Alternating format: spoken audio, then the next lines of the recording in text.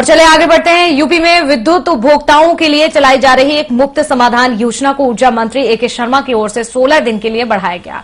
अब उपभोक्ता 16 जनवरी तक ओटीएस स्कीम का लाभ उठा सकते हैं। ओटीएस योजना अयोध्या में रामलला की प्राण प्रतिष्ठा और कांग्रेस की भारत न्याय यात्रा को लेकर प्रदेश के ऊर्जा मंत्री ए के शर्मा से खास बातचीत की हमारे प्रिंसिपल करेस्पॉन्डेंट पंकज तिवारी ने। सुनिए आप।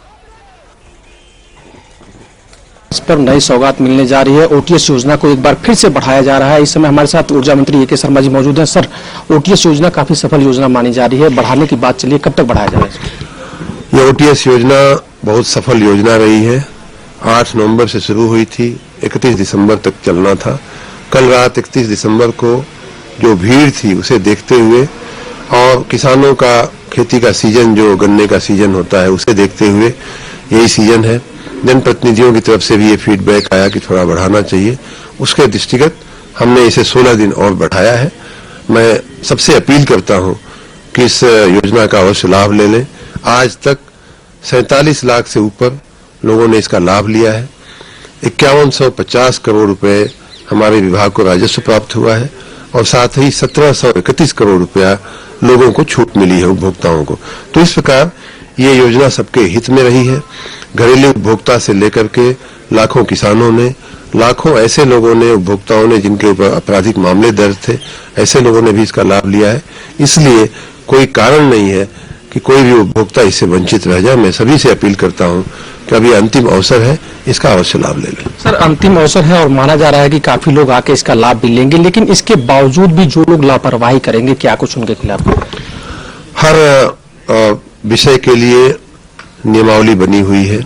उपभोक्ताओं को अपना बकाया जमा करने के लिए या जैसे ही बिल उनके पास जाता है उसको जमा करने के लिए हम लोगों ने अलग अलग तरह की प्रक्रिया और कार्रवाई की शुरुआत किया है। जैसे हम सभी बकायेदारों को फोन करने का हमने इंतजाम किया है। लगभग 1 साल से ये प्रथा चल रही है।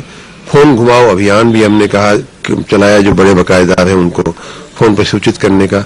जैसे ही बिल जाता है वैसे ही तकनीक के आधार पर, तकनीक की सहायता से हमने 7 SMS भेजने का भी व्यवस्था किया है।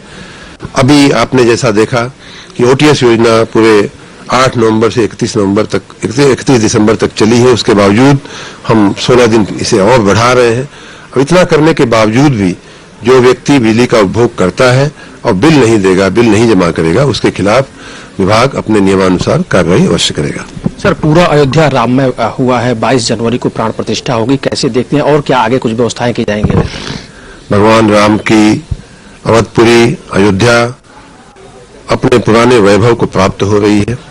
अभी जब माननीय प्रधानमंत्री जी 30 तारीख को आए थे तो अयोध्या का रूप निखर करके सबके सामने आया है। अयोध्या अपने पुराने वैभव को प्राप्त हुई है। उसकी जो पतली गलियां थीं, चौड़ी सड़कें बन गई हैं, राजमार्ग जैसे दिखने लगी हैं। प्रकाश का पूरा व्यवस्था है। नगर विकास की दृष्टि से हर तरह की सुंदरता लाने की उसमें कोशिश की गई है। अयोध्या प्राचीन और पुरातन बनी रहने के साथ साथ एक विश्व की सबसे आधुनिक नगरी बने, इसके लिए हर तरह के कार्य हो रहे हैं। जैसे सोलर लाइटों का लगाना, सोलर एनर्जी से उसको सोलर सिटी बनाना, ये सब आधुनिकता के पर्याय हैं। तो अयोध्या अब एक प्राचीन नगरी के साथ साथ आधुनिकता का भी पर्याय बन रही है। मैं आशा रखता हूं और मुझे विश्वास है कि 22 तारीख का जो कार्यक्रम होगा वो भव्याति भव्य कार्यक्रम होगा और अयोध्या अपने उसी पुराने वैभव को प्राप्त होगी जो भगवान राम, भगवान दशरथ के जमाने में हुआ करता था। सर, एक आखिरी सवाल। सरकार विकसित भारत संकल्प यात्रा लेके चल रही है। सरकार की तमाम जो योजनाएं हैं लोगों तक पहुंचाया जा रहा है और लाभार्थियों को लाभ उसका दिया जा रहा है। कांग्रेस जो है कि मणिपुर से भारत न्याय यात्रा निकाल रही है। इस न्याय यात्रा को कैसे देखते हैं? ये बीजेपी और सरकार की तरफ से जो विकसित भारत संकल्प यात्रा निकाली जा रही है, इसके परिप्रेक्ष्य में कांग्रेस ने अपने 60-70 साल के शासन में अगर समाज के हर वर्ग के साथ न्याय किया होता तो आज नरेंद्र मोदी जी को विकसित भारत का संकल्प यात्रा निकालने की आवश्यकता नहीं पड़ती। ये विकसित भारत संकल्प यात्रा क्या है? ये है जिन लाभार्थियों को मकान के लाभ मिल चुके हैं, जिन लाभार्थियों को शौचालय के लाभ नरेंद्र मोदी जी ने दिया है, जिनको उज्ज्वला की रसोई गैस दिया है, जिनको आयुष्मान कार्ड दिया है, जिनको प्रधानमंत्री आवास दिया है, उनको एक जगह इकट्ठा करके उनके बारे में बातचीत करना, जिससे जिन लोगों को लाभ नहीं मिले हैं वो लोग उसकी प्रेरणा लेकर के वो लाभ ले सके।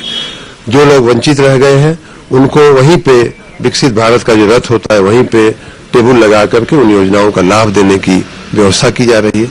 अगर कांग्रेस ने अपने शासनकाल में इन सबको मकान दे दिया होता, शौचालय दे दिया होता, मेडिकल की सुविधा आयुष्मान जैसी कर दिया होता, गैस दे दिया होता, खाने का अनाज दे दिया होता, लोगों का पेट भरने का काम किया होता, तो आज नरेंद्र मोदी जी को विकसित भारत यात्रा नहीं निकालनी पड़ी होती और कांग्रेस को वर्षों के दशकों के पछतावे को पूरा करने के लिए आज न्याय यात्रा नहीं निकालनी पड़ी।